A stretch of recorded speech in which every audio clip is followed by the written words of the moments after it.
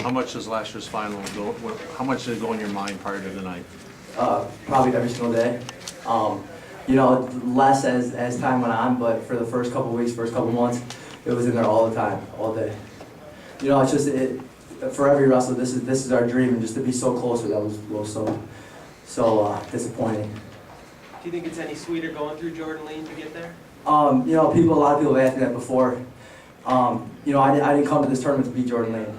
I came to this tournament to be a national champ. So, you know, if he's the guy that's stepping on the line in front of me, then you know, I guess it would feel a little bit better than beating just any other person. But, you know, I came here to be a national champ. The fact that you were out of the lineup most of this year, how have you peaked for this? You know, it's like late November, early December for me right now. You know, everyone usually starts in August, September. I didn't start till January. You know, after I lost last year, I sat down with Coach Perry and I said, you know, we're not going to risk anything. We're going to do everything possible. So there's no way I'm not going to win this tournament next year. And I got hurt and I had to sit out for 6 months, and it was just brutal because there was so much stuff I wanted to do to get myself in perfect shape for this tournament that I couldn't do. But you know, I was smart about the 3 months I had, and I'm in great shape right now. What was the injury, and could you fill that? Yeah, I was wrestling in early June, and I hit my knee on the wood floor during our wrestling camps, and just my bursa sac blew up, and they had to take it out.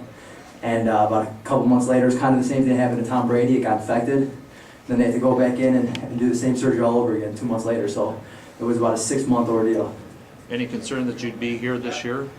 Major concern. When it got infected, they started talking about skin grafts and things like that, and that's career ending. So, you know, the process that I went through with that was really hard. You know, I spent a lot of nights, you know, crying and in tears because, you know, this is my life, and you know, I wasn't sure if it was going to be possible. Talk about the challenge in the finals. I think I'm wrestling Burroughs. I think That's correct. You know, I think we wrestle a lot alike. We're both very explosive.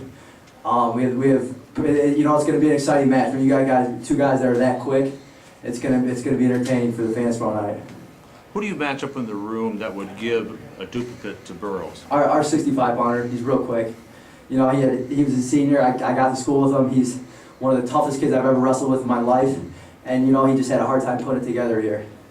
And you know, it's the other guys on your team. They're like brothers. You know, you get just as you know, you feel the pain just as much as your own matches as theirs.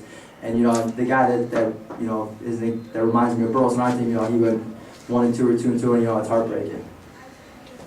Mike, your short offense. You had 3 great shots. First period, you finished 2. Did you know it was going to be there?